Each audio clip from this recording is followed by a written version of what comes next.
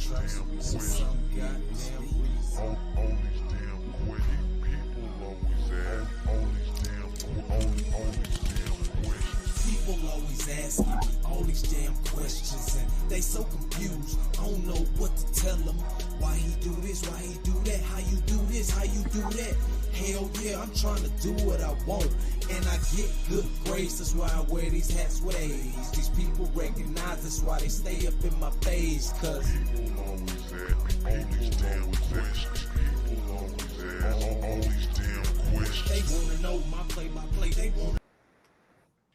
Hey, it's been a long time.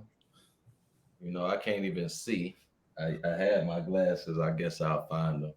Hey, Jamani, my glasses in there? Welcome back, man. It's been a long time, man. We got a special guest here, but we got the same old, same old. Thank you, Jamani, my special guest. Um, Cory, man. What's up, man? Cory Williams, man. He used to be my neighbor in Florida, man, and we've known each other since at least maybe 2016, and he's from Montgomery, um, and so we Cory, man, what's up, man? He's in the Air Force. Who are you, man? How are you? Man, I'm good, man. It's been a good minute since we actually talked. I was so happy that we connected again. I don't believe what happened this weekend led us back together, but if it is, then I'm definitely glad that we were able to hook up again, man. Pleasure to be here. First time caller, first time guest, so ready to get into it. Hey, man. Hey, welcome to the Lighthouse series. Part of the Objective Aggressive. What's up, Dr. Ham? Man, I saw you walk across the stage. You doing it, man? Welcome back. A new you, same you. What's up, Man, ain't nothing changed but the date. I know it, man. So, without further ado, it's been a minute. I've been, retired and making my way around, but back because I've been fiending for a little sweet serenade. Really, man. I'm gonna jump straight into it. Sweet serenade. I hate to talk about something that we love to talk about right now, and it's the secular world is talking about Montgomery, and man, we happen to have a Montgomery representative here. Man, that was crazy. That was crazy, and I hate to say that everybody loved it for the right reasons, and I just want to make sure that we're honing in on exactly what happened from a lot of different ways, man. Like hometown, my perspective, Dr. Hams, and so we're just gonna cover it a lot of different ways, and let's get straight into it. So, hey, Cory, Yeah. what do you think that was, man? Man, you asked that question and just music lyrics come out, and I'm sure I'm sure everyone's been on top of all the memes and social media, but it's a long time coming. So that's the first thing that came to mind. To be honest, man, I'm like you said before, I'm in the Air Force. I'm in Virginia, and I had no idea what had happened until my sister messaged me, and I thought it was just another video. Then I realized that, damn, that area looks familiar. Dang, I've heard of a boat called the Harriet. Ooh, that's way too close to home. Yeah. What's really going on? Right. Is this dude swimming? So yeah, it's been a surprise, and I've been happy to see the responses. I think that was the biggest thing, the responses to everything, because we normally see videos and the responses are divided. I've rarely seen too many divided responses or reactions to what's going on. So I'm very happy to bury the lead. So if you guys, either one of you, want to step up and say anything about what was going on, just to make sure that everybody is on the same page. Well, okay, so Hal, what you got? Oh no, man! You know, when I first saw it, you know, my first thought was, you know, because I usually I don't share videos of violence, because, you know, I think what tends to happen is, you know, we are already objectified in the media as is. And I noticed that, you know, because we don't teach history in this country, I think a lot of people don't know the significance of, you know, Montgomery. I was actually down there a few months ago. I went to that museum down there, the Equal Justice Initiative got the African American Museum out there. I went to go visit it, and, you know, the history and the culture. You know, when I found out that, you know, that was that area where that boat came in was the same area where they brought the slave ships in. Yep. And so, you know, because we don't tell our history, you know, this dawned on me. I said, it's 2023, and we're still debating in this country, what should we teach to the descendants of enslaved children in this country in our public schools. And just think about that, though.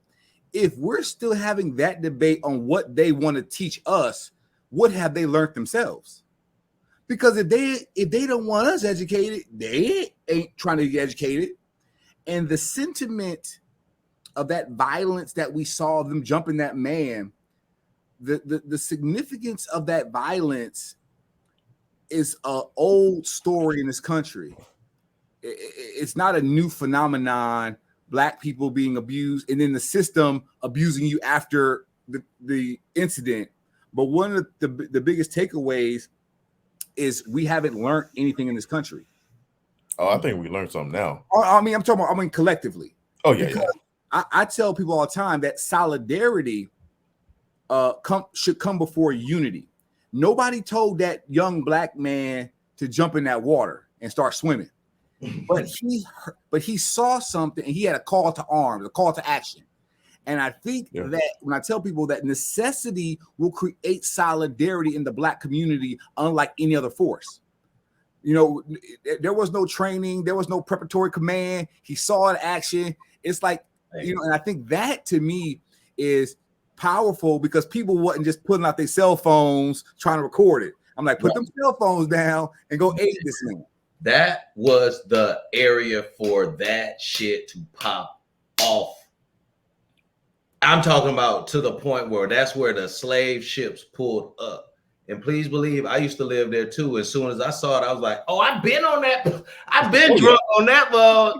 I was like, oh, I couldn't imagine hopping off that bitch trying to whoop somebody ass. Lord knows what he doing. Because I would have been in the service then. And boy. And then having to hold back because you in the service because somebody slapped you. Whoo, don't get me started. Yeah. You know what I mean? So just seeing that, like, it had to happen in a capacity that this man was doing his fiduciary duty. And then he got jumped and somebody tried to like redneck kung fu kick his ass and then it all popped off. Right? Yeah. That's unfortunate, but you had to have this obvious violation of moral foundations, bro. Like the authority foundation, like fairness and justice, harm and care. Like what in the oppression lives in that because of where you live. Like you got to have cultural competence, emotional. Like, come on, bro. Like move your privileged boat out the way. Yeah. Like, and but that is an issue that goes on because them drunk people be fighting they fight a lot about boating issues, you know? When I say they meaning boat owners. Boat owners. That's a euphemism. That's a euphemism. Hey, it is what it is. That's a euphemism. Why? Why is that a euphemism? Oh, well, I mean, now I'm not saying that you don't have as many people with melody in their own boats. We got black boat owners. I'm about to be one in like 3 to 5 years. I'm No, I already don't, and just stay off of that coast of Gibraltar because them killer whales is biting your rotors off. But hey man, I got a couple of boats, man. 2 Chainz said it, based on a true story. yeah, I feel you. That type of boat. You know what I mean? So as long as we keep it real, we got boats because we know that boats would be bringing in all types of stuff that we know we get access to, and how we do that. I mean, it is what it is, man. So listen, at the end of the day, I'm gonna switch it up. My confident opinion for the situation is that, you know, my core values being riot, reverence, intentionality, objectivity, and togetherness would say I would have to look at that situation and say, you know, I hate that it have to come to that, but you know, stuff like that, either it's supposed to create a punishment type situation where you should not have done that, and it needs to be rehabilitative, but it also needs to be a deterrent. And that has to be a deterrent to say, okay, listen, we all live a crazy ass life out here. By the mere fact that you got a boat and you out there are able to do it or travel or do all that, you got to be conscious. Like you're telling somebody who has to work on that day that you're like drunk and having a great time to like shut up, move, or I don't even know, but you know what it probably sound like. So not to have the emotional, I think what we're getting at here is like, okay, we need some EQ here. Where's the emotional intelligence? Like, if you're privileged enough to go to these schools, to have all this stuff, like, and I'm not talking, I'm just pointing at privilege. I don't care what you look like. Understanding that privilege comes with the fact that you need to have the emotional intelligence to not be pissing people off who might not have the same privilege. And if it's of a different color, I'm not saying walk on eggshells, but be better. What you got? What you got here? no, man. And so, you know, I'm always looking at second and third order effects of this, because, you know, anytime in America, when black people are happy about something, there will be white backlash. And how do I know this? Because I've studied U.S. history, and you know, right now, you know, when the night that Joe Louis won the championship, the heavyweight championship, white people were rioting and assaulting black people because Joe Louis won that fight. Because Joe Louis destroyed the myth of white supremacy. Yeah. And they had to now come back in and say, wait a minute. And I think that this goes back to that punctuated equilibrium we were talking about before, is that the equilibrium is shifting. Because, you know, there's an expression that people have been saying that has not been beneficial, is they say, I am not my ancestors. That's a dangerous statement, because if you knew what your ancestors did and went through, not only would you be claiming them proudly, you would know, like, they burnt down plantations, they poisoned their slave masters, they ran away, they escaped, they resisted, and the ones that assimilated did it for your survival. So I love the way you said that, man. So when we say we ain't our ancestors, then we got to know what Garvey said: a tree without no roots ain't growing nowhere. So when we connect to the strength of the ancestors, because like I told you, they asked Claudette Colvin. She was in Montgomery. She got off the bus. She got ticketed before Rosa Parks did, but they didn't want to make her the face of the movement, because, you know, she was young, she's pregnant. You know, of course, you have to have the pristine Negro to advocate for rights in America, because if you're any flaw, they're going to talk about you and they're going to diminish what you have to say. But they asked her a question when they arrested her. They asked her, why do you just get up? She said at that moment, it was as if Harriet Tubman and Sojourner Truth were holding her feet down so she couldn't get off that bus. And let me tell you what's historical importance about that is, you were talking about archetypes the other day. The archetype is powerful because anybody can fill that role. Iconography and supremacy are closely related. So like I said, right now, the myth that black people can't swim, gone. Boom. Hey, y'all didn't know they had a Cleveland Avenue Y that was teaching swimming in Montgomery. You go down Rosa Parks, there's a YMCA specifically. There's no white people going down there. Now I'm gonna give you Montgomery background. I think this is where I'm gonna be, I'm gonna be the expert here. My background, I come from a legacy, like you said, we cannot say that we are not our ancestors. You can't. I come from a legacy of librarians. My grandmama. The first, yeah. I grew up in the library, all of them, every single one of those libraries there. Rosa Parks Library, downtown, the Coliseum Library, all of that stuff. The first degree librarian is my grandmother's aunt, the first degree librarian in the state of Alabama. Oh wow, black or white. My grandmother's aunt, my grandmother, and then her youngest sister also worked in the library system. So we had to learn, we had to read, we had to learn the history. Not only that, we were embedded into the church down there at Dexter Avenue. They knew Martin, they knew Rosa Parks by first name. They like I said, that Rosa, the library down on Rosa Parks is named on behalf of my great, I think another great aunt, the Bertha P. Williams Library down there on Rosa Parks. Hey man, landmark. You on here for a reason, man. Spill it. Yes. Spill that. Spill. Give us some of that good stuff about Montgomery that people don't know about, man.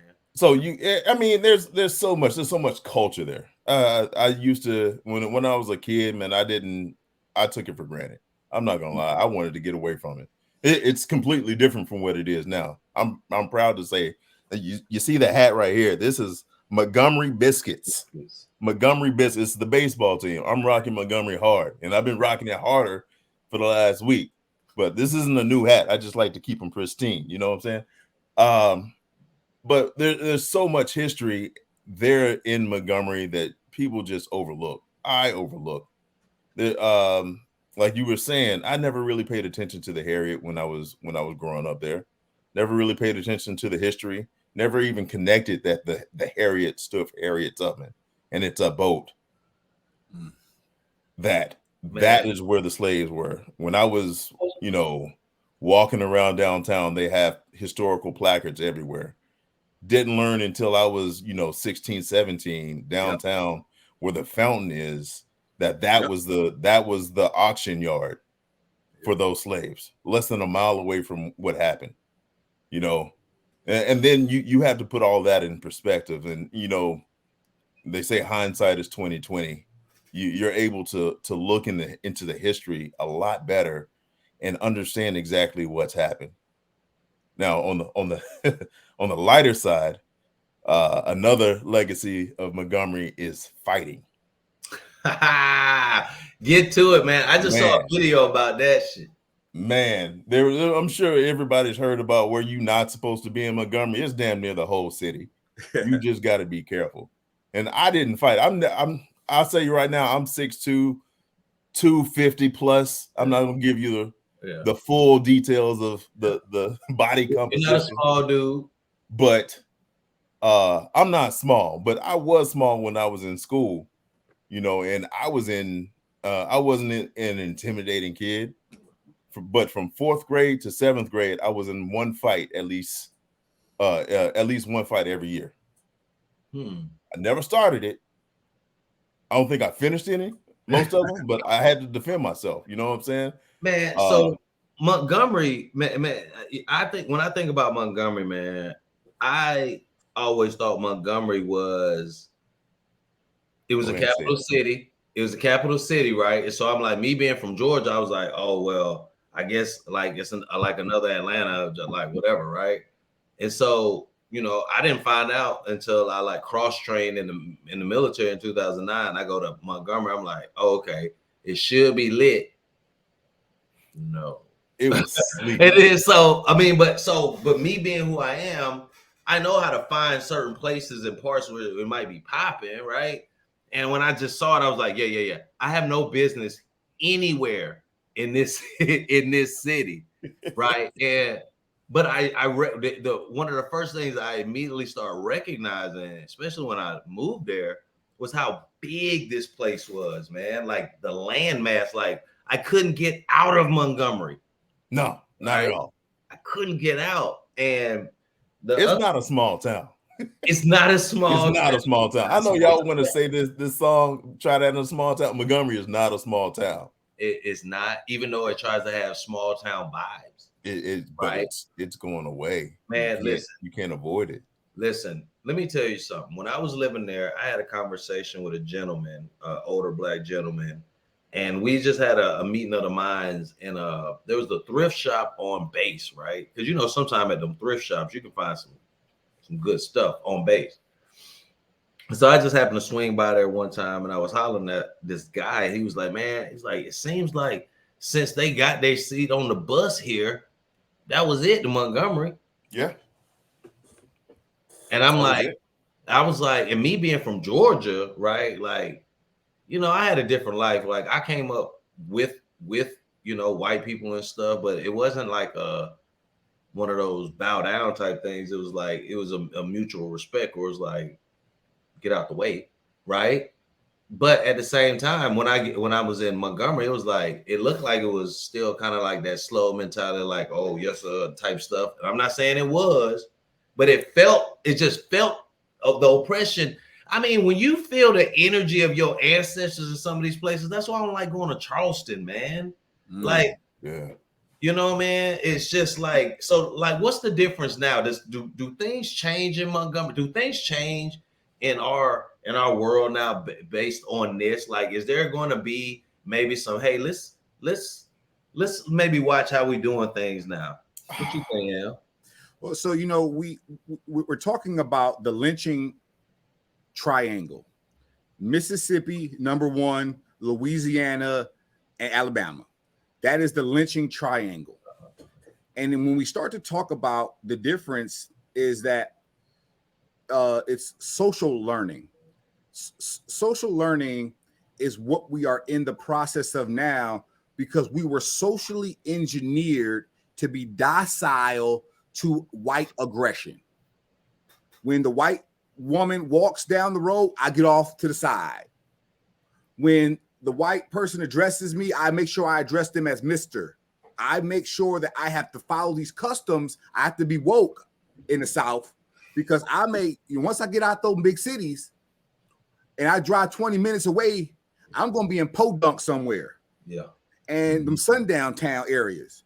The only real difference is that we have rejected the idea that being nonviolent against people who don't have a conscience is not productive, helpful, or useful.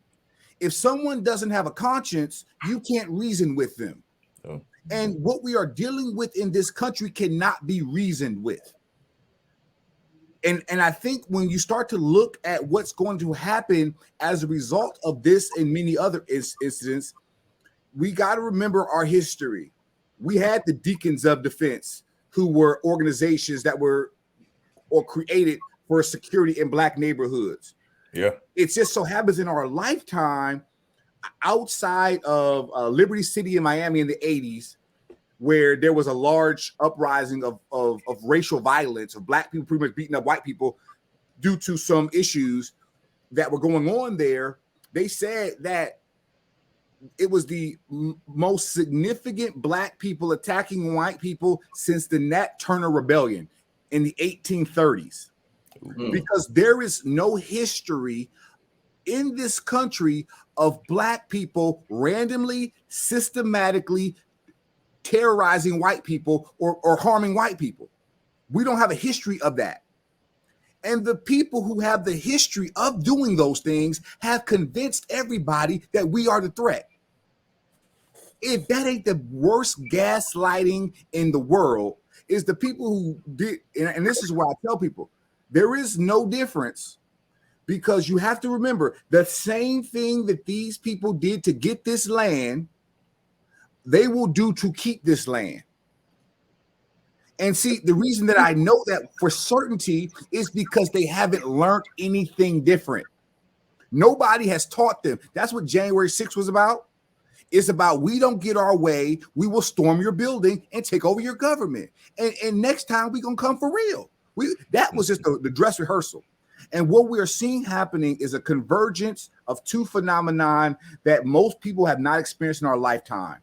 It's economic hardship mixed with fear of being replaced. When you add those together, and I'm losing my white country, you're going to see violence that has no parallel in our lifetime or our parents' lifetime. And because we think we live in the myth of a post-racial society, that's a myth that we were told, but we don't. And all that's happening is the stuff that has been festering, because as long as Black people in America did not ask for anything, we were okay. But when you say you want to stand up to my authority, then I have to now show you my power. And that, I believe, is coming. And there hasn't been any learning. Like, if the federal government came out tomorrow and made a statement to Black people and said, listen, Black people, we have systemically created systems to deprive you. And the reason we don't want to talk about it is because we're still using those systems right now. And when you start to find out that they know that they see the writing on the wall, they see the writing on the wall. And as we respond to their violence, because the people with power always attack first, because power brings paranoia. If you think people will come for your power, you will attack them first. And that is the impetus for us to get solidarity, because we understand that's why the South started the war. They started the war because at that time they had the position that they thought was more powerful, and they thought somebody was coming to take their stuff from them, even though Lincoln wasn't coming to take their slaves from them.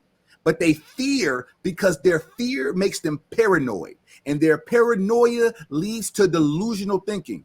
And the quote I'll leave you guys with is this: if one person is delusional, they are called insane. If millions of people are delusional, they are called a political party. Oh, I thought you were going to say a cult. Well, cult, religion, whatever you want, whatever. Because when you are looking at America, the difference is this: we are psychologically trained and conditioned to not understand each other. Right. We are psychologically conditioned because you believe we live in a colorblind society. You believe we live in a meritocracy, but we do not. We live in an oligarchy, and what is coming to pass now is not only us being frustrated, but the idea is every battle needs a flag and a rallying cry, needs a motto, and needs a slogan, needs an impetus. And that man taking his hat and throwing it up in the air. So now we know that's code. Hey, that's code. If you see a hat in the air, beware. Okay. You know what I'm saying? All right. So is that a new cry? Is that a new cry, Corey? Is that? I think it is. What's crazy is I don't do conspiracy theories, but I have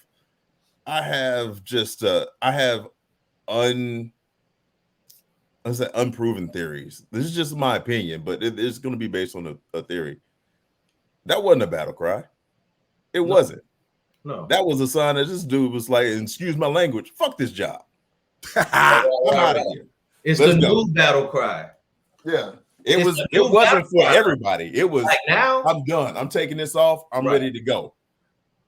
I'm taking my stripes off. Yeah, this is it. You're not working with us. On the table. Yeah, this is done. I don't care about this job anymore. I'm tired of it. And from the reports that I've seen, that they've had problems with this specific family and this specific boat for years. And this dude has probably been working there for years. You don't just become co-captain out of nowhere. He's been working that boat for years. He knows the history. That was a captain that got hit? He was the co-captain. He wasn't security guard. That was a co-captain. He was the co-captain. Man, I lost my plot hat. thickens. The plot thickens. Yeah. This dude was the captain of the vessel trying to get it. Now, from a military standpoint, I'm going to tell you like this. We call that, like, you have the AC, the aircraft commander, right? You know what I mean?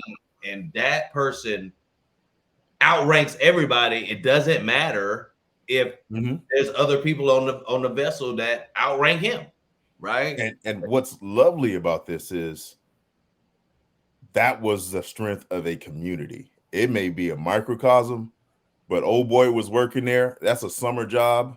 The swimmer, Aquaman. Aquaman. And Aaron Aquaman. C Murder. Yeah. All the names he's getting. He was there for a summer job. Let's face it. He's a 16-year-old. Bro.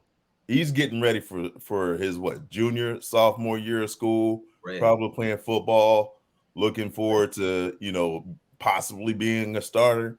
Listen.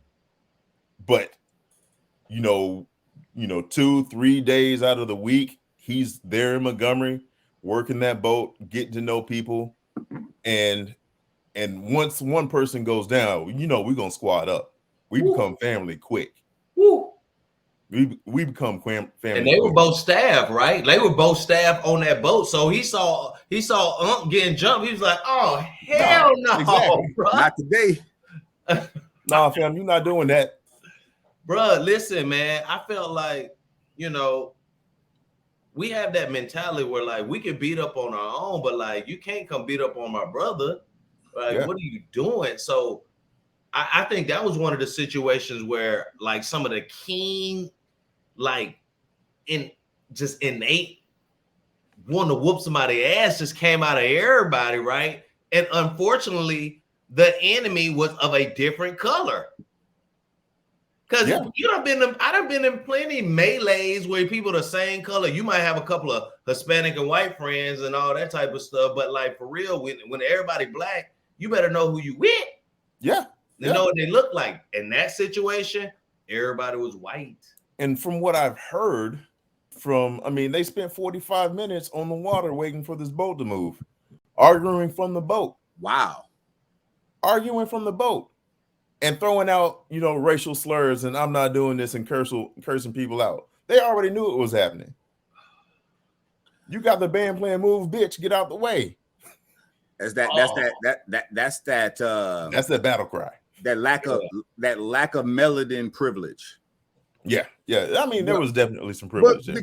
Because we understand that one of the things that we're up against is this idea that, if you hit me, I'm just gonna turn the other cheek. No, we all have a line. But this, I mean, the conditioning. Yeah.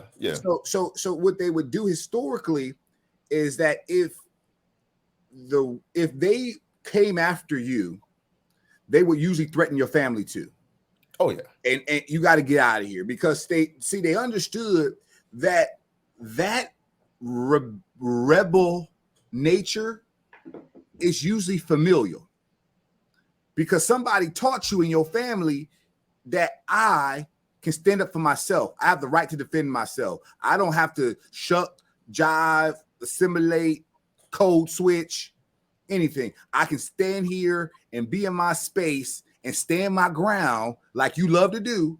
But you thinking that you just gonna jump this black man and you not gonna get met with some energy, that thinking is what I'm talking about. Yeah. Because see, there's no way you thinking and that's why I'm glad it happened in Montgomery, because I think if it would happen up north, it wouldn't have got as much attention. Yeah. Because if it happened up north, the Northerners and from a cultural divide, we tend to have a situation where we don't even have the they had the luxury in the South of understanding the black man in a way that they never had to understand him up north. And I think that when you start to look at how things, the trickle or the ripple effect is that we need, like I said, to your point, a rallying cry, but more importantly, it's something that Malcolm said in the 60s during an interview. And they asked Malcolm, when will black people essentially, if they're getting jumped or beat up, will other black people come into their aid? And he talked about the necessity creating it where there's going to come a time where it's like, I stand all I can stand. I can't stand no more. Yeah. And my cup now overfloweth. So that's where I think that when you start to look at a lot of these southern states, primarily Alabama, Mississippi, when you look at the discrepancies with the electoral map, with the districting, with the drawing of the map, the gerrymandering, and you know the definition that I use, because I've been trying to build a framework, you know, and I think that it starts off with the definition, and this is the definition of power that I use now.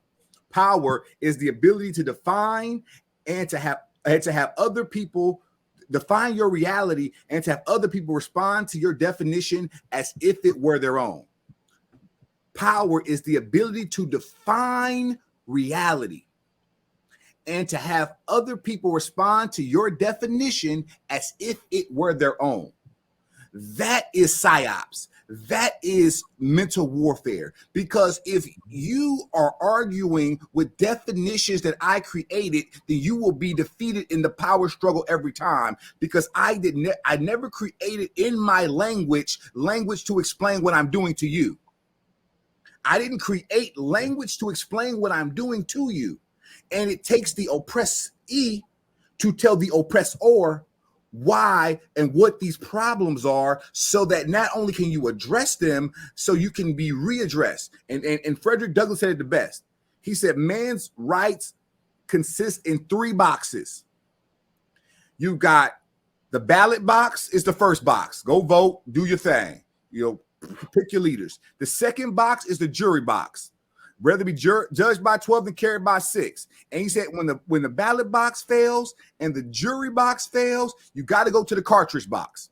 And because what we have failed to realize is that what we have lacked in order to defend ourselves is, and the reason we have not done it is because we were raised by our enemy. Our enemy raised us, and he raised us so that we would not see them as enemies. They raised us they defined our reality for us. And that's what power is. I can define your reality. You can't read, you can't write, you can't do nothing unless I say it. A black man and a white man can't even play chess together. That's against the law, because if you fraternize, it's the same through the military.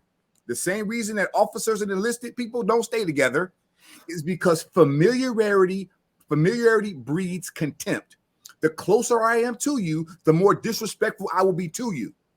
Exactly. And they never had to deal with it because they've always been able to move away from us anytime that we start to progress. And go, Cory, I was going to just say, man, this is why they say you should never meet your idols and stuff too, though. The same principle applies, man, because what you're going to end up seeing is just not what you want to see. Cory, what you got? Man, I was just going to say, here's the thing that makes this situation in Montgomery so ideal. This was the powder keg. First of all, the issues that we've been having over the last, I'll even go back 10 years, was being abused by authority. We've been abused by authority, police officers. This time, we can't say that. We had the role of authority. Now, what you just said was you can move out as far as you can. You can't do that much more in Montgomery. You cannot. It started with the malls, and everybody starts moving out east. And I just saw a comment. Somebody said that Montgomery is 60% black. Thank you for that note. Montgomery is 60% black. There are roughly about 200,000 citizens in the city of Montgomery. In the city alone, 60%, we're going at what, 12,000 or 120,000? I looked at the stat. There's a 30% are white. So half of what you got 120,000, and then you have 60,000 white citizens. Now, stats don't really mean anything unless you put some meaning to it. I can tell you for a fact that I recently retired. wavy. Getting my frames right done for my appreciate you. Waiting on you on the other side, Corey. So I'm getting my frames done. If you know me, I'm bougie as shit with my frames. Very and so much I was thinking about my first frames that I got, I received with my CCAFs, and I went over there off Vine Street or something over there, whatever that street is, that where they got that nice little restaurant, but it literally, God, so maybe third exit 3 or something. I don't know, man. You talking about downtown? It's somewhere over there, man, but it's literally like it's this little spot where it literally turns from the hood to like this affluent area, right? And it's just like this immediate change, like right there on a corner. Oh, you talking about like Carter Hill Road area, over by the school? By yeah, ASU. Man. But there, what's that? There's a restaurant over there, like back in the back tuck. It's called like Vine or something. You go in there and get it's a buffet, but you can go get wine and stuff back in the back. Anywho, man, of course, me being at the JAG school, I was with a lot of white folks. So I found out about white folk shit in Montgomery that probably some black folks didn't even know about. But, because I know about East Chase and all that stuff, but I lived in Prattville when I was there. And so, I mean, it is what it is, man. Like Montgomery, it was just, Birmingham should have been the capital once the Civil War was over. Jeez, but I feel like NASA, and this is a conspiracy theory like crazy, but I don't know what's going on at NASA, but Birmingham gets hit with so many tornadoes and earthquakes. Like it is the new tornado alley. Yeah. And I was looking at something with that weather project they had, and I was trying to do it. So don't let my conspiracy theory catch you up. It's something about Alabama, right, that has this negative history, of course, but it's all like we talk about Florida, you talk about Georgia, Florida, South Carolina, like all these southern states that have this history of treatment to black people. And it's like this, it's almost getting to this point where it's like, shut up and take it. Like down in Florida, man, they make it's so almost like the Wild Wild West. Texas is the same way, right? Like, it's like certain laws, we don't care, like shoot them up and hey, we're going to do it here. This is how we do it, and like it or love it. And there's some people who do not care, who don't care, right? Like they're talking about not teaching history properly because it has not been taught properly. They're talking about the retardation of history even more, right? So how do you can't even trust, so politicians, right, all the way down to the normal citizen who could, like you said, use their box to vote like-minded people into office, just shows you, right? Like it's 2023, and it's so crazy that I can hear this from a white person and then experience something completely different from another white person. And I'm like, y'all two white mother should talk, but they don't, because like we talk about, there's a certain white solidarity that happens in certain issues. And I hate to get a little bit long-winded in this particular one, but it's getting to the point where like the only white people I truly see besides, people I know and all this is like people from the LGBTQ community, things of that nature. And I don't want it to seem like they're jumping on the backs of, but that has forever been a thing, but it needs to, like oppression sees oppression. It's just like, yeah, take them all down, whatever, right? That's why anybody who felt some sort of way about seeing them privileged people do what they did felt great about seeing them get their ass whooped, right? Like that's human race. That's black people in Montgomery. Like even if you just read about the history of Montgomery and the treatment of black people and understand what happened there, like as a black privileged person that lives in Montana would be like, oh yeah, get them, right? Like what the, but sometimes it just comes down to where I made a statement to somebody and they was like, why can't we all just get along?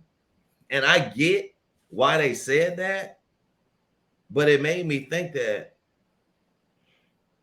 not everybody sees it the same way at the same time, right? Rodney King said the same thing, but then it made me think about the archetype and the stereotype. And then Dr. Ham said something to me about, we were talking about Christ's conscience versus Christ's archetype. The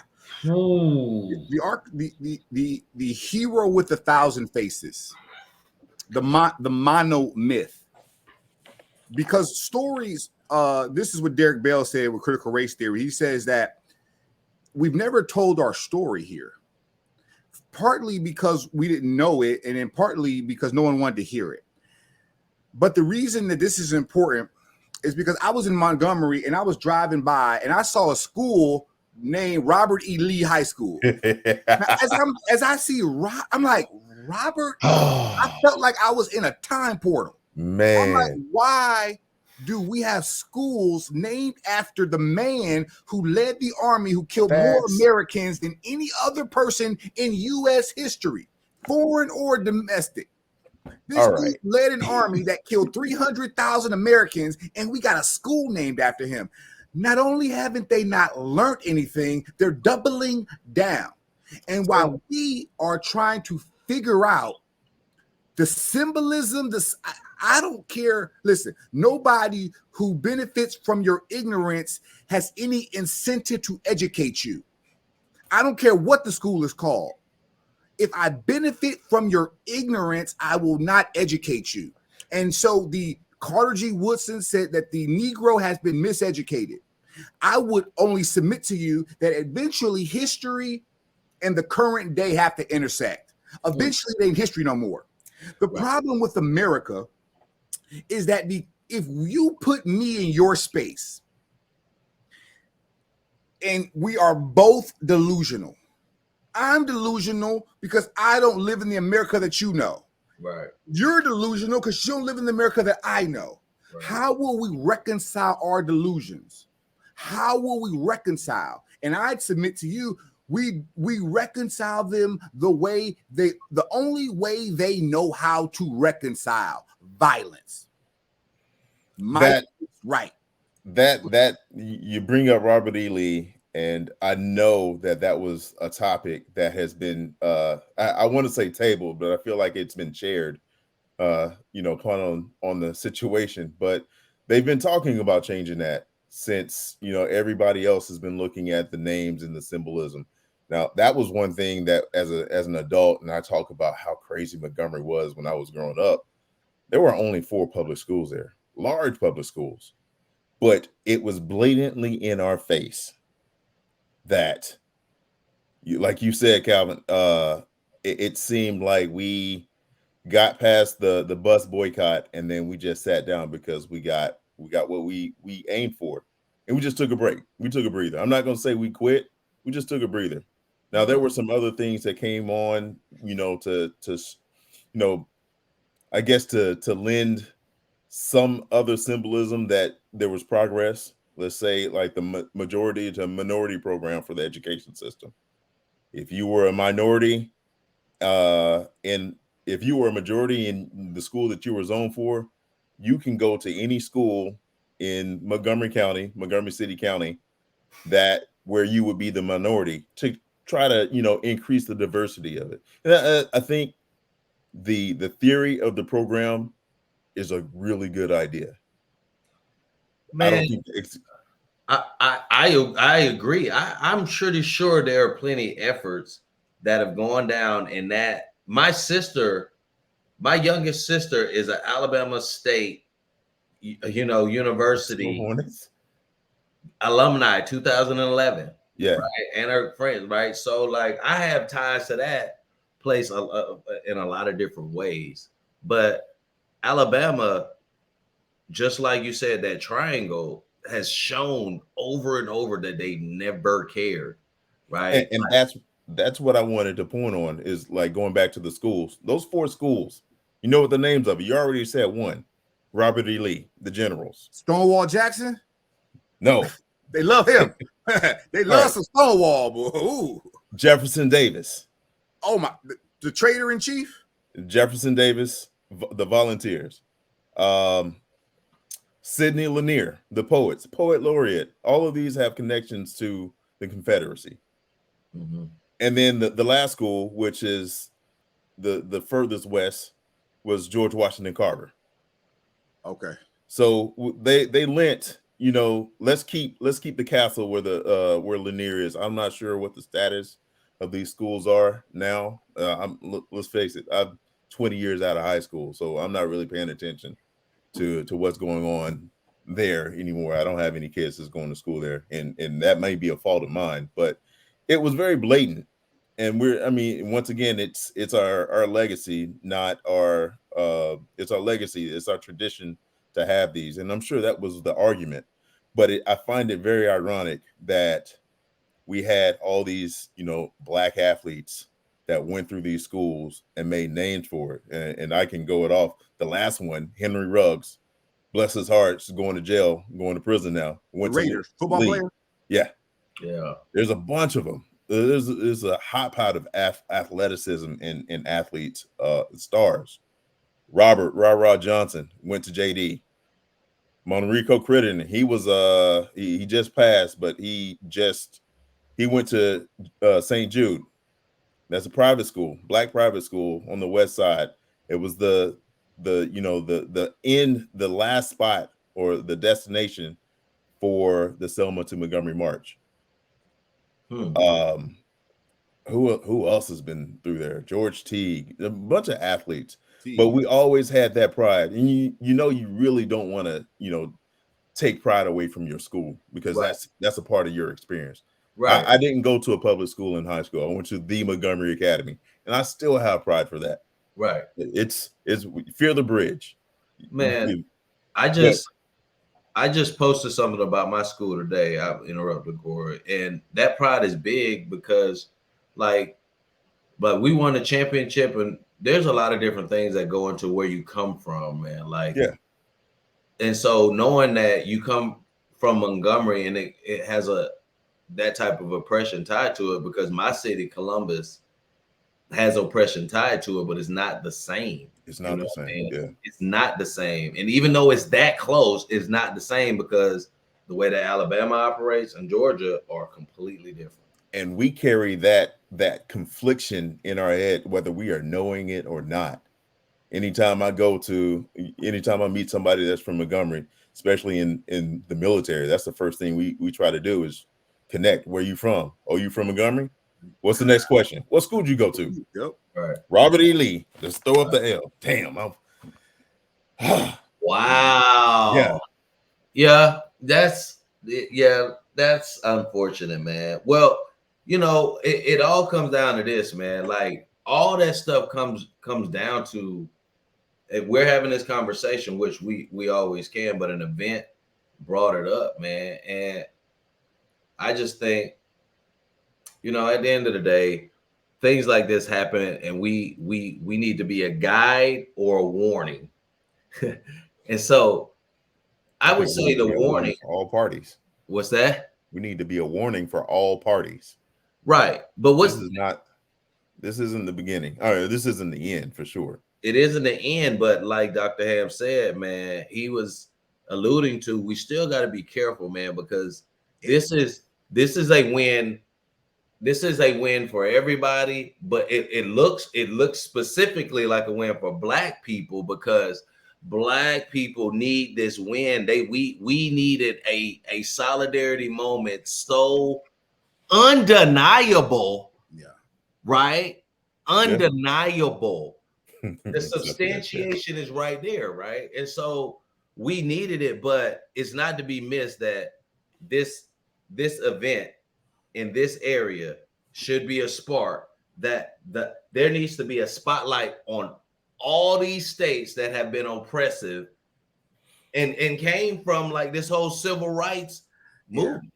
And we are some of the most gaslit people in human history. Just in Alabama, there was a Black man who won the mayor of in a small town, and they won't even let the white supremacists won't even let the dude who duly elected take office. It's been years. And see, what I've learned is this: we haven't, and I keep making this point, we haven't learned anything. All we've learned is that if I don't know what I'm dealing with, I can't fix the problem. We are dealing with intergenerational trauma. And what is intergenerational trauma? It's different manifestations of the same phenomenon. Mm-hmm. It's how this looks in this context. Because when you tell me, if I go to Louisiana and I'm going to these places, I know I got to stay on code. I know I got to stay on code. Yeah. I don't have my green motorist travel book with me, the green book, but I know that I got to make sure that I stay on the main roads. I know I got to make sure that I am doing what I can because, Black people are the only people in this country who have to research how racist a place is before we visit. We got to go look up like how racist the place is first. I'm about to move to this city. What area can I not go to? And so when we can enter into spaces that we have not historically or traditionally been in, what we are coming up against is he is the exceptional Negro. That's why he can move into the suburbs. He ain't like the rest of them Black folk. He is special.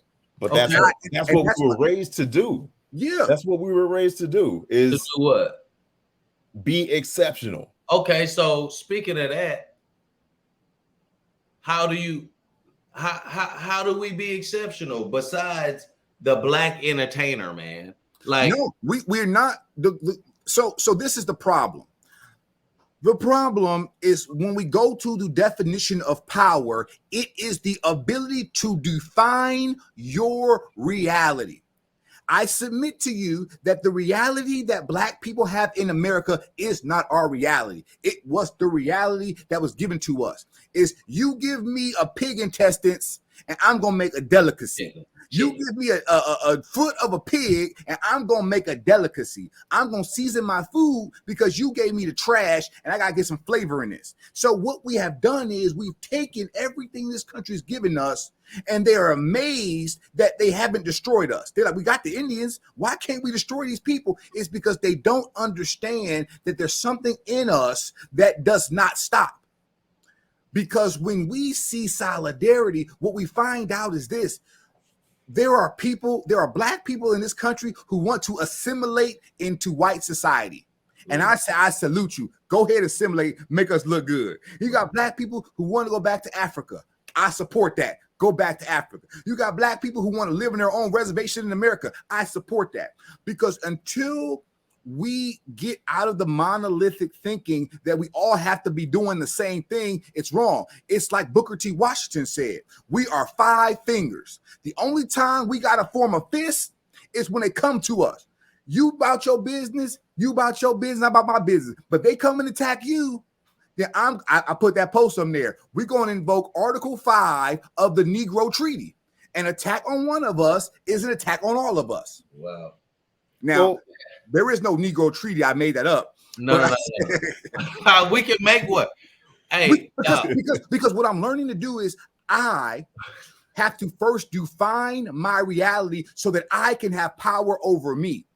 But that comes with education too. Yeah. It comes with a lot of, and it's not just what's given to you. You have to seek it. Oh, yeah. You have to seek it. It's not going to be given to you. Yeah. So, and if it's not going to be given to you, you have to take it. Yeah. Okay. So look, we got 2 minutes before the hour. So let's wrap it because we will go. We'll go. Right. So yeah. Cory, what you got? What's your money tip? What's your book tip? Money tip. I'm gonna go back to that last statement. I'm not saying that we need to take it by force. We need to take what's ours in a smart way. Now, if we need to go with violence, then defend yourself, handle your business. But taking that knowledge, it's always in the books. Like I said, my background is in a legacy of libraries.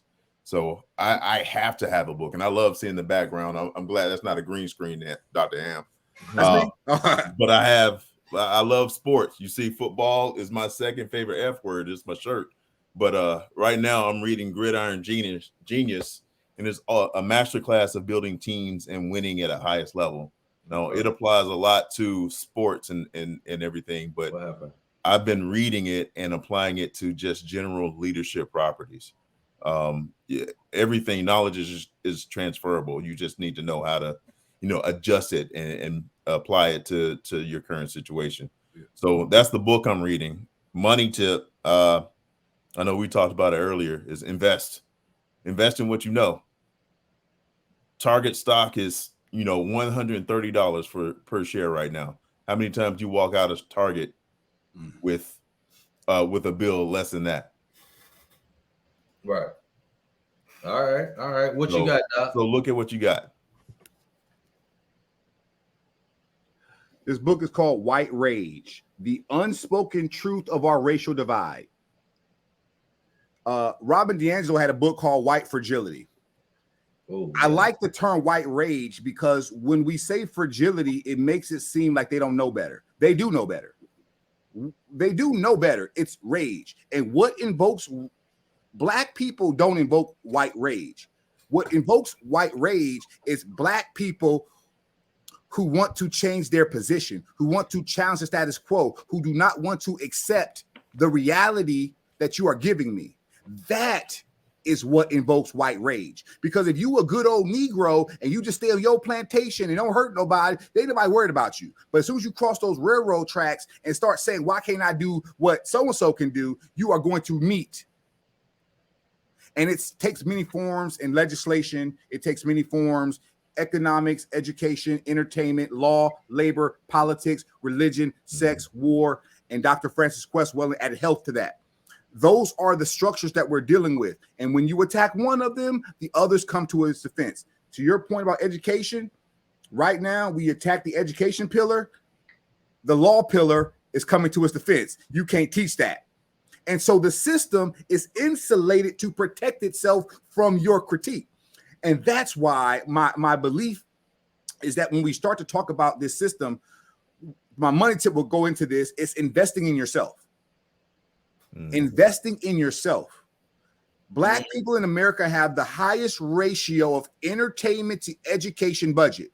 For every $1 we spend on educating ourselves, we spend $200 on entertainment per dollar.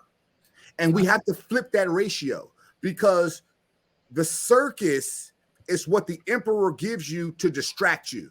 And when we start to invest in ourselves, our education, our furtherment, our betterment, our development, we're going to be better because now not only will I come to help you, I'm going to come with the tools that are appropriate. Man, that's a good tip, man. All right. So investing in yourself. I pulled up mine real quick. So my book tip real quick, Made to Stick by Chip Heath and Dan Heath. Man, they got this acronym called SUCCESS about how to make ideas sticky. And it needs to be simple, unexpected, concrete, credible, emotional, and a story. And as long as you have the core like principles or ideas of what you're talking about and you use that acronym, like you can make ideas stick. So that's why it's made to stick, why some ideas survive and others die. They got another couple of good books that I enjoy when it comes to talking about decision making. And my money tip, I recently got into that Nouveau Nordisk. My dad actually brought it up, which is crazy. But man, I jumped into that last week, and I'm up almost 500. So just pay attention to what people are doing, because that particular pharmaceutical company is selling that diabetes drug, if I'm not mistaken, and a lot of people are taking that insulin or whatever, even if they don't have diabetes. Just to lose weight now. Just to lose weight. So yeah, I tuned into that, man, and I made a couple of bucks, and it sounds good to me. So with that, man, we're gonna wrap it up. What I want to say is make sure, I'm wearing a couple of things. So I got my Vibe High Club stuff here. I'm at the Stop Generational Trauma. So as you were saying that, I was trying to throw it up because it's the real thing. Like, we out here trying to live, but we all should be out here trying to stop generational trauma. Just like that young boy, he has heard so many stories of his ancestors getting their ass whooped. He saw George Floyd, he saw everything. He said, this shit ain't about to happen today. Nothing right? stopping me. High standard, man. Like we got to stop all trauma, man. And so I would say, show your reverence, oaByKJ.com. And my final thoughts real quick, as we talk about this Montgomery stand-up, man, it's funny. I've watched it a lot of times. I can't lie. Right. But because there was just so many views, angles that you just had to see too, right? Like I'm a legal professional, man. Like I'm so used to going back on videos and say, oh, yeah. Whoa. He did crash down on her. You put your legal hat on. Every time, man, because if somebody want to have a conversation with me about it, I got to be ready in a lot of different perspectives, man. Yeah. And so as funny as it is, it's unfortunate that this type of barbaric shit has to happen when people forget that it's a different time. And like we do need to come together and smack that ass. And everybody needs to jump on the train of just doing what's right. Can I say something to that thought? Yeah, man. It's not a different time. It's a different Negro. Ooh. At the same time, it's a different Negro.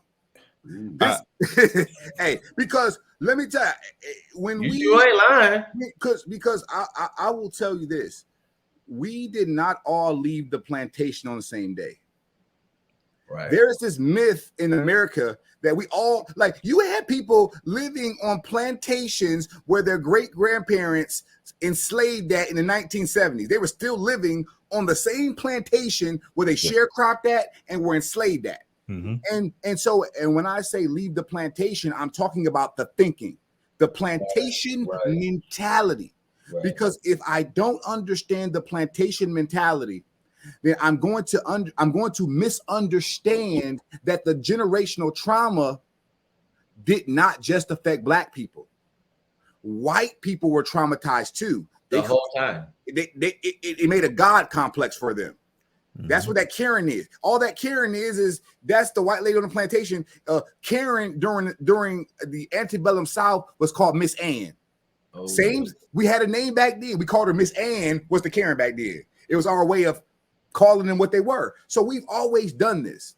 And so it's not a different time. It's a different Negro who is being educated not by his oppressor, because my oppressor can't educate me. My only thing my oppressor can do is lead me in the wrong direction. I would merely say, for the mere fact that we can't control time, that I would have to disagree with you. Sure. Well, the reason I say that is because your statement is not wrong, man. Like we're here to build on each other's statement, and with you being as knee deep in time. And me understanding time as the dimensional, like we can't control it, but knowing that in a different time, right? Like we wouldn't even, I am a different Negro than my father, right? I was gonna right. I was recently looking at a podcast one time and I was looking a certain way. I was like, damn, I look like my dad in that podcast. But like the resources and resiliency that we possess, like the shoulders that we stand on, right? Like the music that we listen to, right? Like there's so much that makes us, and especially like us in this triangle right here on this podcast, right? With the military service and the Air Force specifically, like we're a unique percentile because we come with, coming from that city, right? You coming out of Cleveland, right? Montgomery, I got Columbus, Georgia, and I spent some time in Atlanta, Georgia, right? And I have my family there, you know what I mean? And I can never claim Atlanta, right? But that's a lot of, and just that alone, then me going to the military, traveling and building the resume, like there's so much, man, I struggle with living nowadays because I know how much I've done.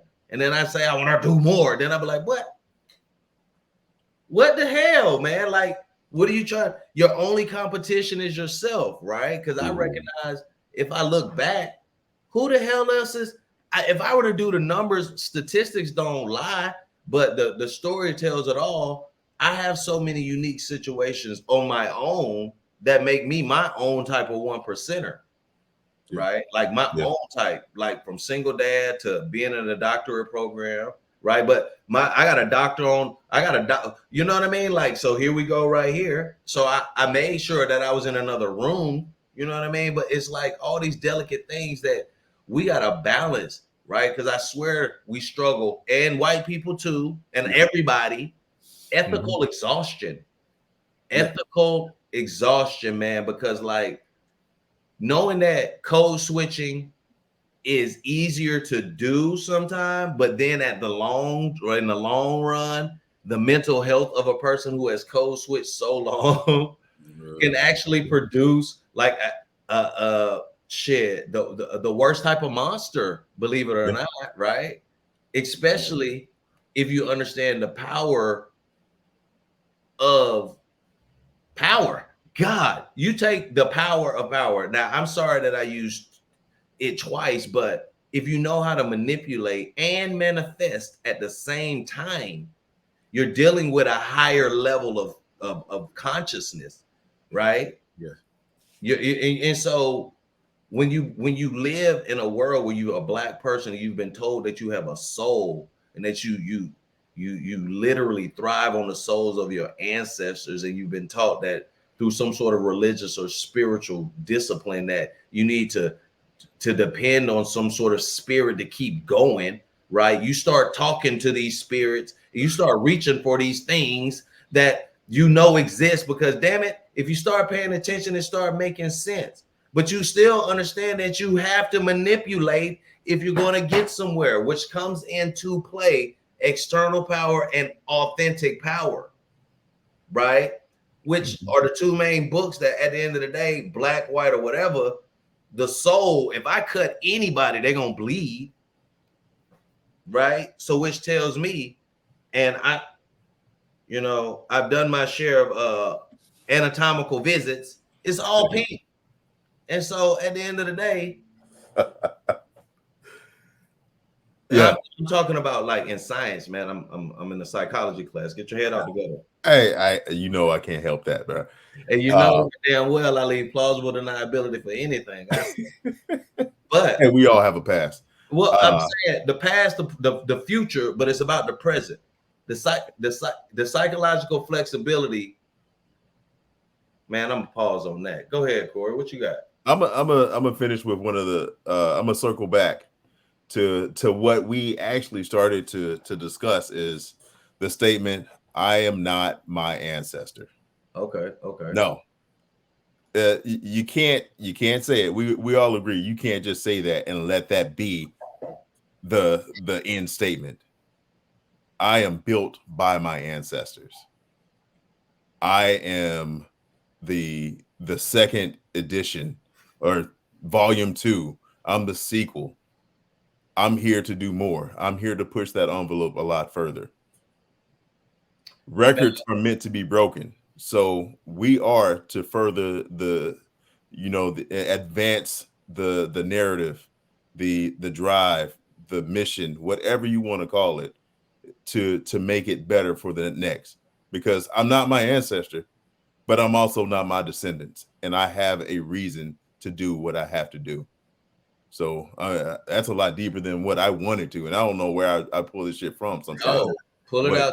You got it from your ancestors. It's one of them books I got in the library. And but, listen, it's what we have to do. Go ahead, Corey. Keep going, because on this special occasion, we got to our final thought, and the final thought is we're still here in it, and we're gonna continue to go because this is one of those special events where we haven't been on in a while, so going longer doesn't bother me. But I can tell you, thinking about all this, man, it makes me get back to like I was talking about, psychological flexibility, right? Because I come from a world where I have to not be a prima donna because of my experience in a lot of different ways. And I got to make sure that I teach my daughter not to be one, as I'm trying to make sure that she doesn't suffer the same psychological warfare tactics that I did, right?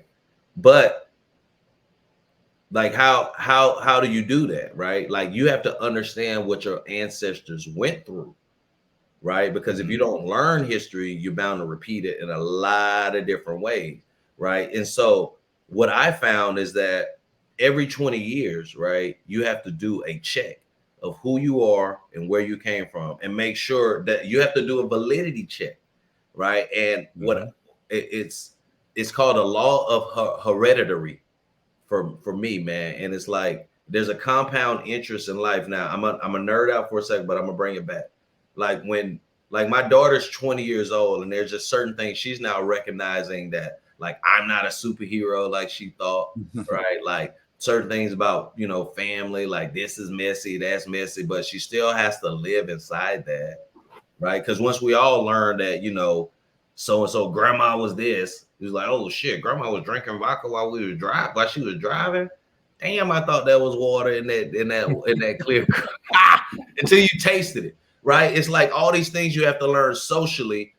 You have to become accustomed to, and like as we switch topics to like the mental model of a person who is not black. Like if you're white and all you see is white stuff, and then you happen to deal with people who talk crazy about other people outside the race, you can't help but become desensitized to dealing with them. And then in a drunken state, your rawest emotions come out and you just don't give a shit. Now, I'm not saying that the actions of people, sometimes can be misrepresented, right?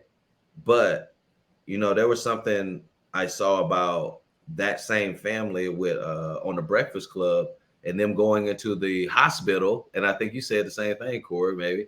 And the whole staff was black, and they end up saying, shit, F these N-words, and was like, and the police was like, if you don't, you know what I mean? Like, if you don't want to get treated, you can beat it.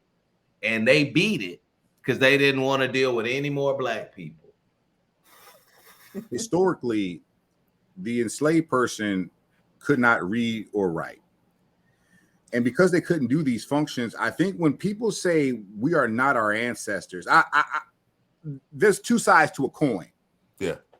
Because education makes people unfit to be slaves. Education by its nature is rebellion. Because if I educate you, you can rebel.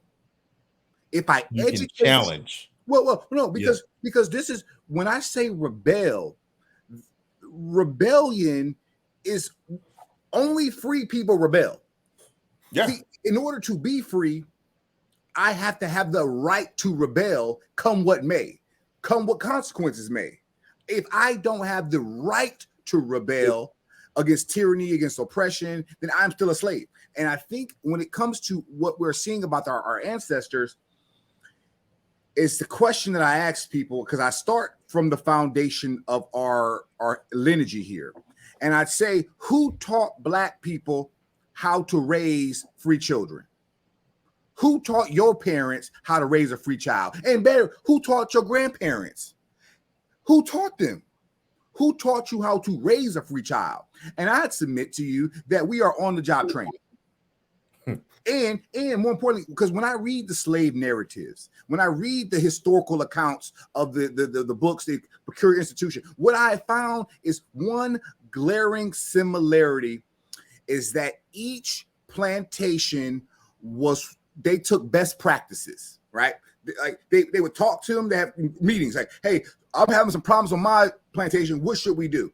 And when it came to the ancestors, what I'm learning is the things that they did here to keep us from our knowledge. That's why I would take a family, sell them to the Mississippi Delta downriver, keep the wife up north. And if I could fragment the family section, then the only person who's going to tell you about your ancestors are the people who enslaved them. And if you look in history, antiquity to present day, we have no recollections or recorded data of people who were enslaved.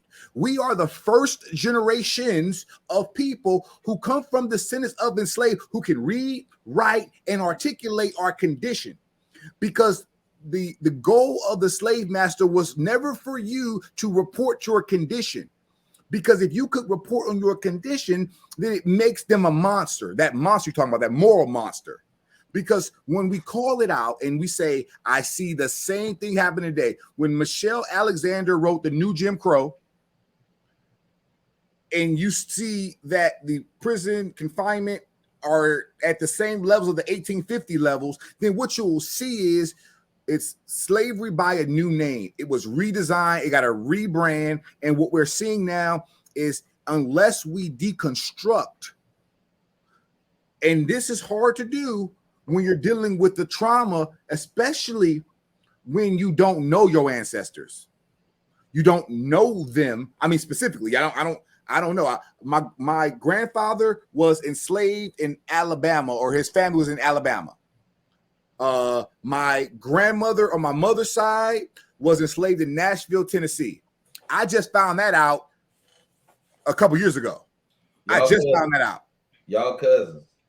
We probably cousins. Possibly. And so because we are connecting the dots, ancestry, family tree, link tree, 72% West African, Nigerian, Cameroon, Benin, Nigeria, the slave coast. And when we start to put these things together, the beauty of defining your own reality is because now I can implant any narrative that I want about my history. Because history is malleable. It's not fixed. And that is the misunderstanding about history. It's not a fixed marker. It's malleable. And it's written by the winners until that statement. Until more details are exposed. Then the picture is drawn a lot more clear. Until the lion learns how to read, every story will glorify the hunter. Yeah. Yeah. And so now we're saying we have something to add to the story, and we can reinterpret our history with the truth. And when you can't tell yourself the truth, you do yourself an injury. And our truth starts from this very fundamental idea, is that we did not leave at the same day. No. You got 100-year head start on my family. If your family wasn't enslaved in the 1860 census, they have 150-year head start. Right. And then you got people with 150-year head start building generational wealth. And then you're looking at other black people who got the plantation last weekend, and you're looking at them like, why aren't you doing better? Yeah. Yes. But now, okay, you want to pass that? Appreciate it. Appreciate it. So yeah, man, like, okay, so let's talk about that, right? So you got privileged black people versus black people who aren't as privileged, right? But we're talking about that in a lot of different ethnicities, but black people specifically, right? And I've always felt like I was privileged enough, right?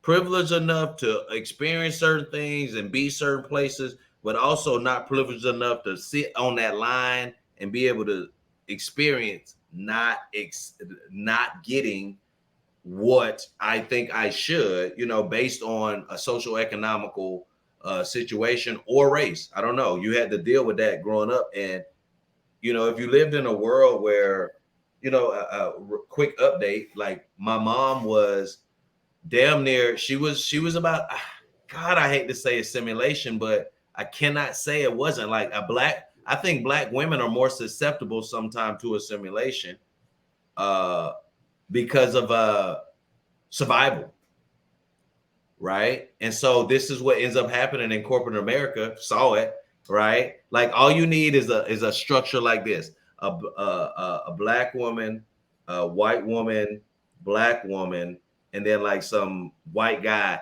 in that order, right? That is like the power structure to have.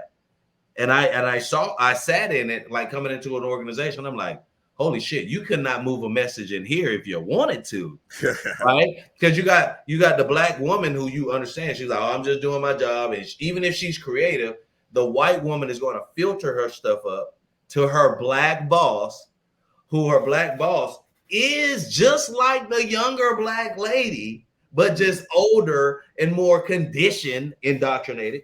And even though she has the influence and education and ability, she knows it's so much more tiring to try to fight the power, right? And then you got a light-skinned black or white boss who is just a complete company man and getting paid to sell his dreams, right? And so when I think about the dynamics of all these different perspectives, right? The ancestors of all those people, right? Like,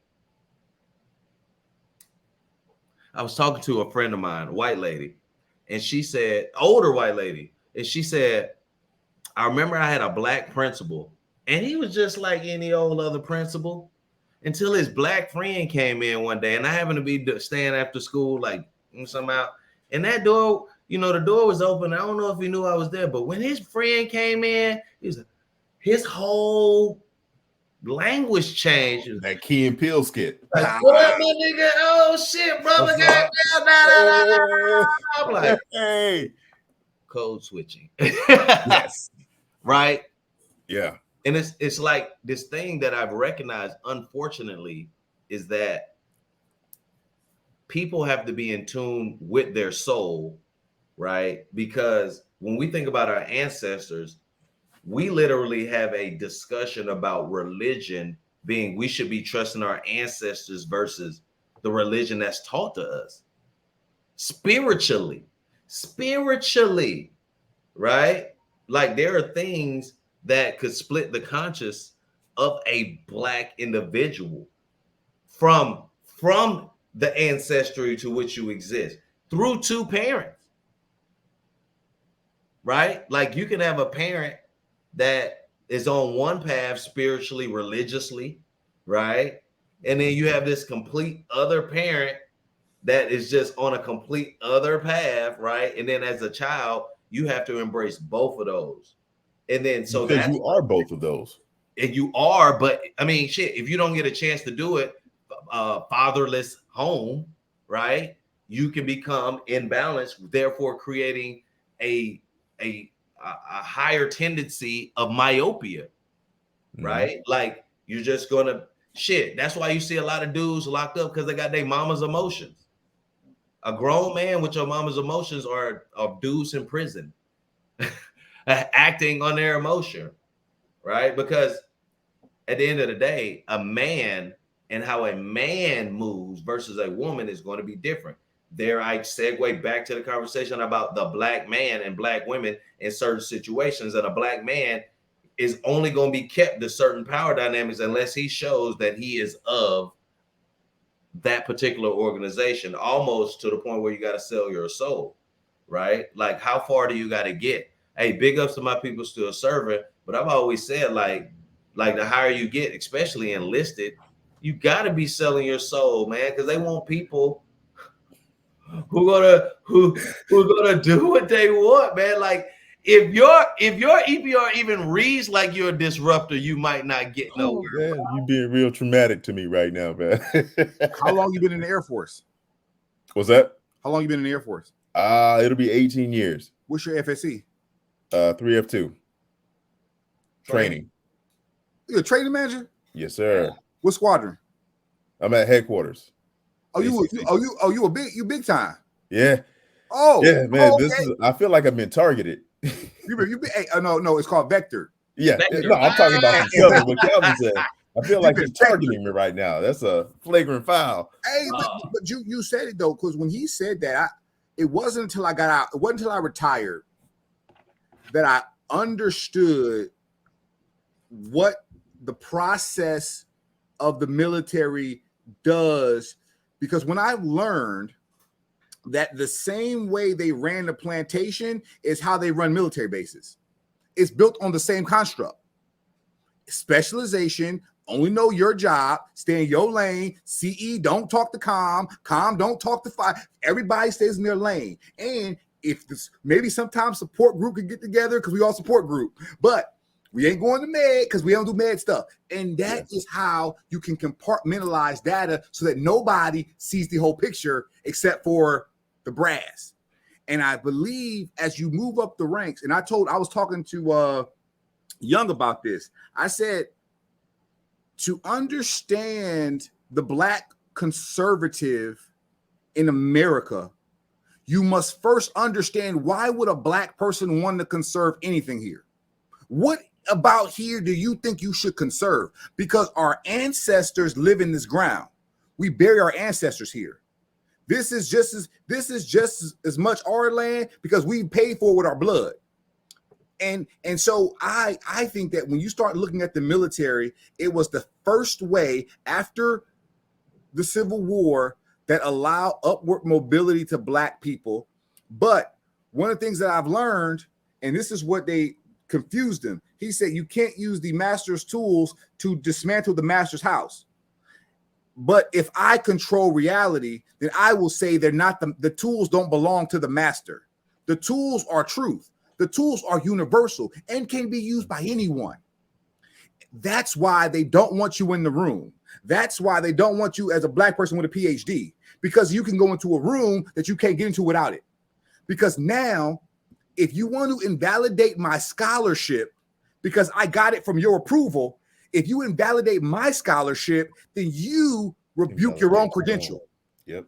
You have to submit your own. And that is why the GI Bill was denied to Black people when they got out of World War II. Because if you train them and educate them to think, they're going to ask questions about their conditions here.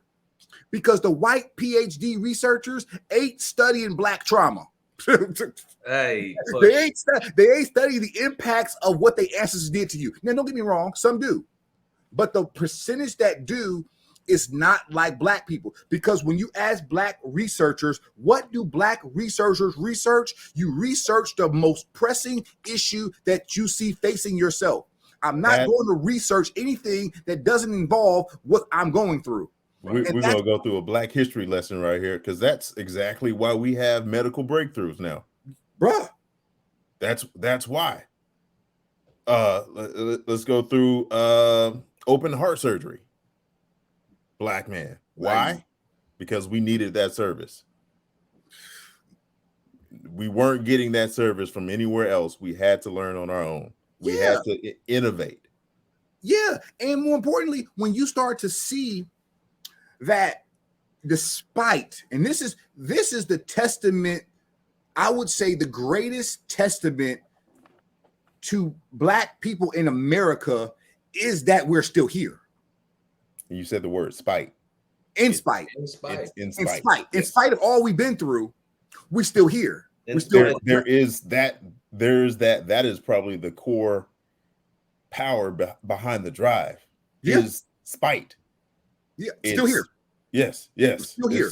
I'm still resilient because I'm not gonna let this get me down.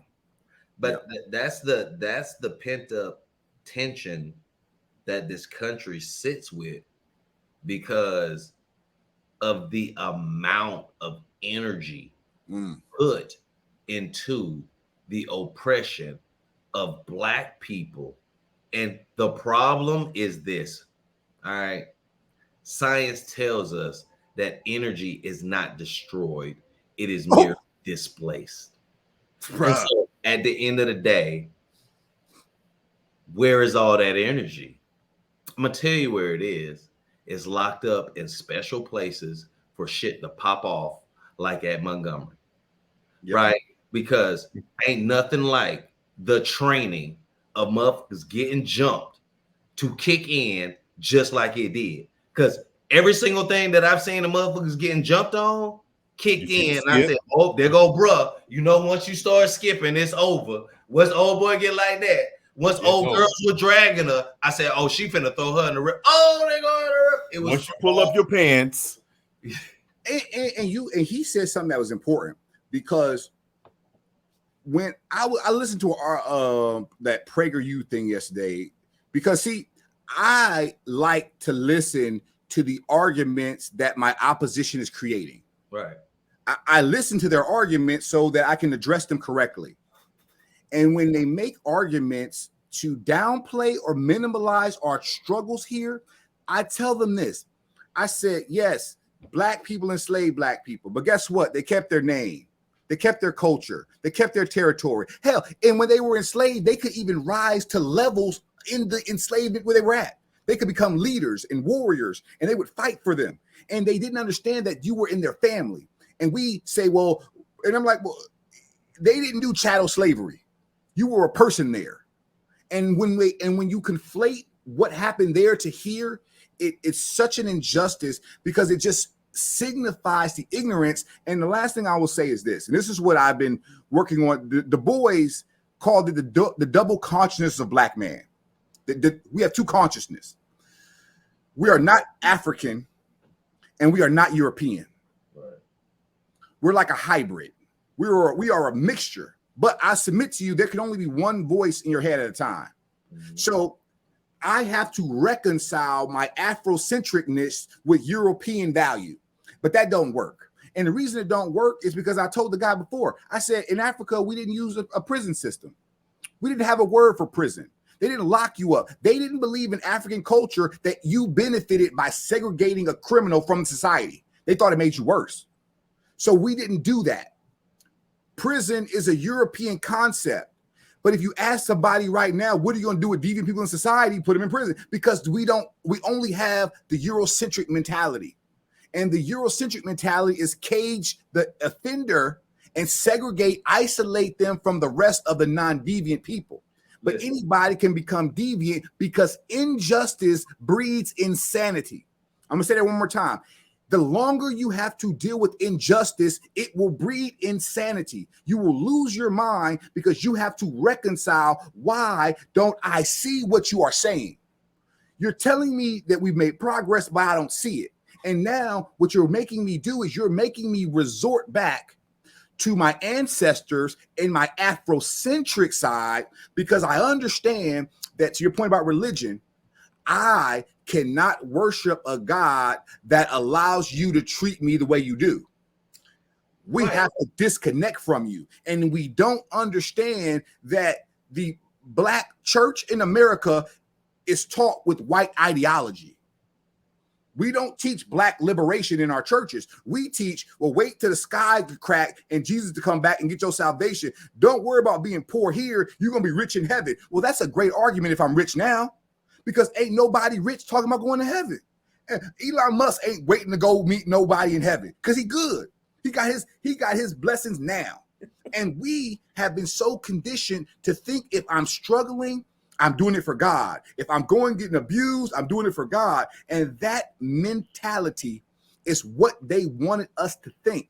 Because if you go to Haiti, Toussaint Louverture was a Catholic, and he led the Haitian Revolution. And what Toussaint said was, I don't believe that the God that I'm reading about in this book would allow you to treat me this way. And until we make that fundamental distinction, that we cannot coexist. And that's why the only reason there's a black church in America and a white church in America is because of racism. There would be no AME church if there wasn't for racism. They would have been Methodists. But the Methodists said, you can't sit in my pew in here. And we were like, wait a minute. I thought we were good in Christ. No, I'm the master. You're the servant. And so when we break that shackle, that bind, what we're going to find is that there are answers in the Afrocentric mentality. There is no dual consciousness, but we're seeing that the challenge that we're seeing is we have to raise our children in a world where European values are dominant. We have to raise them in a culture so they can be prepared to do what they're going to deal with. Because like I tell people, we training our children to assimilate into society. And in that family in Montgomery was training their children to kill ours. See, you psychologically don't understand where you're at, because if they're being taught, conditioned to kill your children, and you're teaching your children to integrate in their school, you're going to be slaughtered. And I think that that's the problem that we're running into, is that you can't keep punching me in the head and think I'm just going to be like, okay. Eventually, somebody's going to swing back, and we swinging back. And you can get hit in the head with a chair. Yeah, but we're swinging back, not with our fists. We're swinging back by deconstructing their arguments, because I first need to know, why was this argument made? Why did I need to be subhuman in your mind? I needed to be subhuman in your mind so that you didn't feel any conviction when you abused me. Because if my cow can't sleep at night, I don't care what the cow's going through. I don't. And that's care. where that education comes from, because now you're using that critical thought to challenge the conventional theories. Yeah, and their reality. Well, all you have to do is be put in that situation. The Stanford experience tells you that all you have to do is be put in a position of power for a short amount of time. Like there are experiments with third graders that say, "Hey, let's play the eye test game. We're going to play the eye color game, right? Everybody who has blue eyes are the dominant, right? And so everybody who has brown eyes, they're the subculture, right? Yep. Like they can get treated. You can't do this, you can't do that. And then once everybody is real comfortable, they flip it, and they say, "Oh, today the brown." And then all of a sudden, these third graders understand what prejudice is like, right? And so these are taught things that can be untaught, right? Yeah. By purposely breaking the selfish individualism that we go through because of moral stage of development, just based on the human experience, period. Raising awareness or waking them up to that situation, those conditions, those theories. You talking about we're talking about our kids, or we're talking about in general? Well, it's one of those multifaceted like attempts. Like, hey, I'm talking to you're talking to your children, right? You're having conversations with your boss, trying to make sure you don't kill him. You're talking to your neighbor, trying to make sure they don't know. You know what I mean? Like there's all these different jugglings of balancing your African experience in the Eurocentric world to the point where everything, but from a Eurocentric standpoint, everything's based on fear.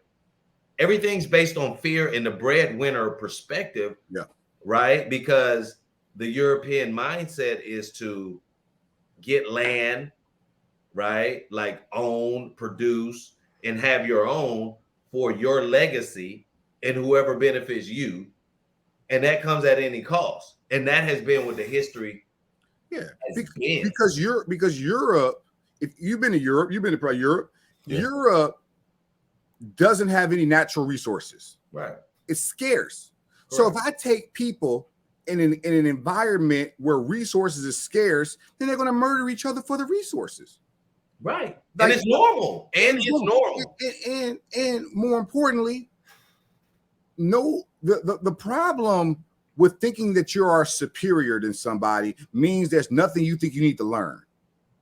White people don't think they have things to learn from us when it comes to perceptions, the reality, because ultimately what they can do is they can retreat into what the most prominent thinkers of their day thought. Because if you know why the argument was created, then you can deconstruct it when it's no longer valid. So when you say black people benefited from slavery, okay, whose perception is this? All right, because let me tell you, if I talk to 10 to 12 people in a homogenous group and I ask them a question, I won't get new data after the 12th person. Right. I won't get any new data. I will eventually just keep getting the same responses. Eventually, if I ask enough people. That's but because it has to be a homogenous group. So if I'm talking to black males, I'm going to get a whole different response if I'm talking to black females, as opposed to if I'm talking to white females. I'm going to get a different response because ultimately I don't know how you perceive the world. That's what perspective is, though. Well, because I'm talking about the idea that being racist actually makes sense if you think about it critically. Because if we're going to do identity politics, if we're going to do group identity, well, what's the largest group in this country? Why? And so therefore, my group versus your group. Well, you're going to lose because I have a bigger group than you. This is why it has to be idea based, which is why I don't care if there's a black leader. I don't care if there's a black mayor, a black governor, whatever. Because if you are black, listen, if every white person in the world was gone tomorrow, boom, we still have white supremacy. We still have white supremacy if there were no white people, because we don't know what it is to live without it. We would just continue to reproduce it. And it's in our form. We would be as oppressive. We would be as cruel, because what you have to understand is that power does corrupt. And the purpose of education is how to handle power. Because if I educate somebody, but don't tell them how to handle the power that comes with the education, not only will they ruin their credibility, what they're going to do is they're going to fight battles that have already been fought. I'm not going to litigate with you what it was or did not mean for a black person to be enslaved here with any white person. I will not have a conversation with you about that, because first off, you're biased. You are not only are you biased, but you don't understand what you're saying. First off, you wasn't there. And more importantly, this is what the slave master said. That ain't what the slave narrative says. That ain't what they were saying. I didn't read one slave narrative where they said they benefited from the skills that they got while they were enslaved. You know why? Because if they could benefit from their skills, they probably wasn't enslaved that long. Right. The myth that black people were leased out and come back when they wanted to is hard to reconcile with the idea that this was frowned upon in the South. It was frowned upon in the South because they said if you give black people independence to make their own money, it will empower them. And that is why we only have 4% of this nation's wealth. 4%. We have less wealth now than we had in 1954 before Brown was decided. We have less wealth. And how do we have less wealth if we made progress? Let's talk about something, Doc. Real quick. Let's talk about there's this book called White Trash, like 400-year history of like white people. But it was specifically talking about the development of, the states, Virginia, North Carolina, South Carolina, and Georgia. And, with Florida being Spanish owned at that time, right? It was talking about the different type of mentalities of these particular states, right? So Virginia being, it was kind of affluent. They wanted tobacco, right? And they had, George Washington, John Adams type stuff. So some of the elite forefathers and stuff, right? And North Carolina was just a trash place where they dumped British and English, just trash, right? They literally got these people out of England and dumped them in North Carolina. And then South Carolina was more like traditional colonial England, right? So Virginia was the place where the new age thinkers were, but South Carolina were more of the traditional, like where John Locke was in contact with them. And so they're thinking like, oh yeah, this is old time stuff here. That's why there were so many slaves in South Carolina versus the slave owners, right? And then Georgia, based on like John Oglethorpe, was more of the freeman state where the white man was using his family, right? Like for every slave, you can use your wife and your son, right? So it was building more of an independent complex away from the slave. But at the same time, certain black people, I'm sure it came up, and then it became prominent enough to where you have shit like Lake Lanier in Georgia, and you have where the Ku Klux Klan became probably the most prominent, Stone Mountain, where we go there and we go visit, and it's such a grand old gay time, right? But where this was the damn headquarters because of how the freedmen got damn jealous of the damn free black man. Yeah. Well, so interesting numbers here. If you go back prior to Bacon's Rebellion in the 1670s, enslaved people were marrying white women. They were marrying them because there was no prohibition against it, and they were having children with them. even if they were enslaved. And so much so that because there's always a jealousy component to racism. Because if I can't get what I want by my charm and my wit, I can get it by my legislation. I can just outlaw you doing what's going to hurt my competition. Because Rockefeller said it the best: competition is sin. Because the ideas that we are coming across now are so powerful. Because what we are seeing is we know the history, check. What we need is a process to validate or invalidate ideas quickly so that we can progress them through our ideas so that we're not relitigating stuff that's stupid.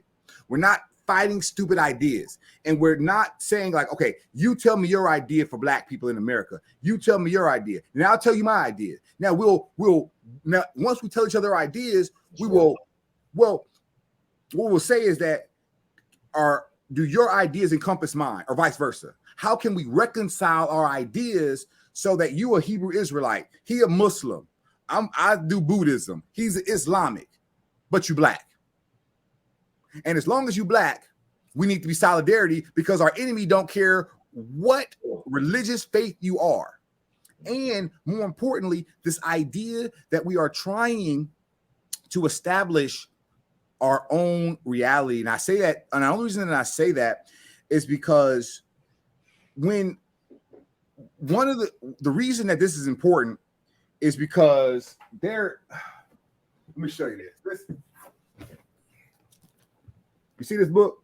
DSM-5, yes, sir. I have it on computer. Now, this book classifies if you are in your right mind or not. It classifies if you are in your right mind or not.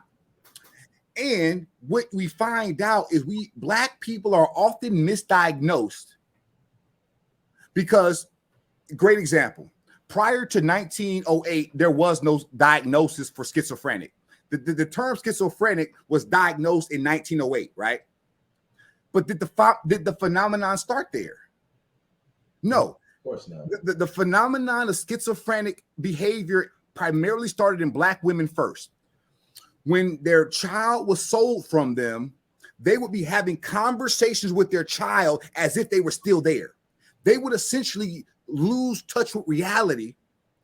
It would create psychosis, and most of them were no good after that. And what they would do is, and this is why they created the term drapetomania, meaning if you wanted to be free, it was a mental illness. It meant something was wrong with your mind. Black folks like to wander because if slavery's such a great institution and if it's so beneficial and we learn it so much, well, why are people running away? What they running away for if they got it so good? They running away because it's hell. And the ones that realize it's hell ran and never came back. And one of the things that I'm seeing happen is when we start to dissect mental issues in this country, like if you're Black and you are intelligent, you will be an uppity Negro. Oh, you think you smart. Oh, what you think you a lawyer? You know what I mean? They've already pre-programmed the response so that now that if I get upset, if I disagree with you, I have oppositional defiance disorder. Yeah. Because I disagree with you, I'm oppositional. Well, your idea is stupid. But if I control what is or is not to be sane, to be reality, to be rational, if I control that, all I have to do is say, you are crazy. You lost. He's insane. Why? Because a sane person would be happy that they got released from all that voodoo in Africa, and we brought you here, and we gave you Jesus, and I'm like, bruh, you ain't a saint. But gaslighting. It is. But to your point, it's cognitive dissonance. Mm-hmm. Why? It's cognitive dissonance because our realities cannot coexist. And so enter PTSD. Enter,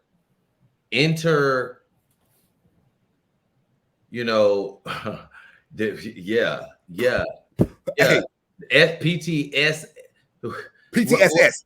PTSS, right? Like, well, and so this is one of those moments where I feel like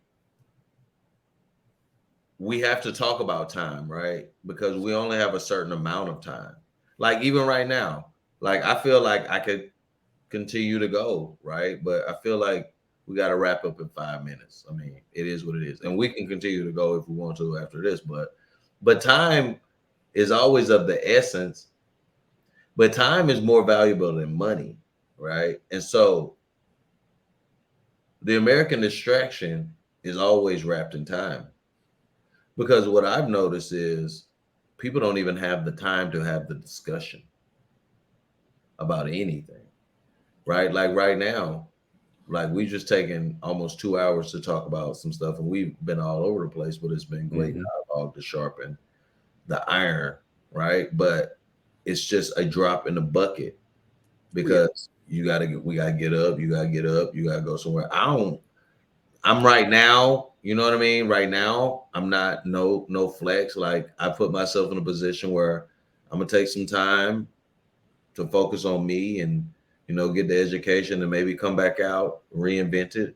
And I know how to do that because the military has taught us how to do that, right? Yeah. So this time that I thought I was gonna be maybe higher ranking enlisted, I'm not, but I'm still trying to get a higher ranking on life by elevating myself in multiple ways, including educationally, for even the mere fact that in case somebody want to ask me, yes, you know what I mean? Like if the doctor has to be thrown up there, let it be, right? You know what I mean? And so, but these are things to cover multiple. These are things to be heroes in your community. These are things to be a thorn in some pompous asshole's side. These are all things that we want. And there's a system of thinking that we always got to think about. There are multiple things going on, man. Like as I sit here talking about the black pride that I have, I know I exist in this world with white people that I need them to understand that there's not a hate. There's just a lack of understanding going on. And you can even see that in relationships. And you can always make the analogy of just a regular relationship. It's like an abusive relationship. You just get sick of that shit. Yeah. You get sick. You get sick of it. Like at some point in time, you cannot ignore the abuse. You can't ignore the gaslighting. You can't ignore the physical abuse. You can't ignore the financial abuse, right? Like, come on, man. Like you're asking me to go outside and drive on a road where I could potentially, I mean, and all these things exist, but potentially be pulled over by a cop that could maybe want to take me out when they used to protect and serve, but they don't even put that shit on cars anymore. Right? And it's like they're literally telling us, right? But we don't give them, we give them every reason to say fuck it because everybody's done, man. You can't even get people to do the job properly anymore because people are suffering from ethical exhaustion, and I'm going to add, being of color, ethnic exhaustion because of the actual code switching that you have to do in life to just win your bread, because the European mindset has told you that that's what life's about, because everybody has the threat of being out on the street, and they purposely let homeless people walk around to show you what the hell it could be if you don't get in line properly. And they even do it for vets. Yeah, that's the worst thing you can see is a vet on the side of the road. It's like, hold on, bro, did what? You say you got your leg blown off, you can't do what? Yeah. Right? And so you have all these deterrents to say, stay in line, stay in line, stay in line. And so the cognitive dissonance comes in, fighting and dying for what you believe in, or just staying in line like a good slave. Because I'm going to tell you like this, and I'm gonna say it clear before we get off of here. We are all slaves to something. Whatever masters you. Kill your masters is what I say. And then Killer Mike is where I got that from, and LP, so I can't steal it, but it makes sense. Yeah. Anyway, man. Yeah, it does. It does. Hey, man, gaining one's definition, right? I heard that from a very smart man yesterday. Intelligent, definition. Dr. Ham, we were talking. But I always say you got to keep the L in God, right? So gaining one's definition, meaning God, right? And then I say you can't be God, so you got to be gold. You got to keep the L in, right? Life, leadership, love. And that's what my squared away leadership theory is going to be about. The OA perspective and approach, man, the art and science, capturing it, man. And that's what this is on Objectively Aggressive. 2 hours in. Boom. We're out here. Hey, y'all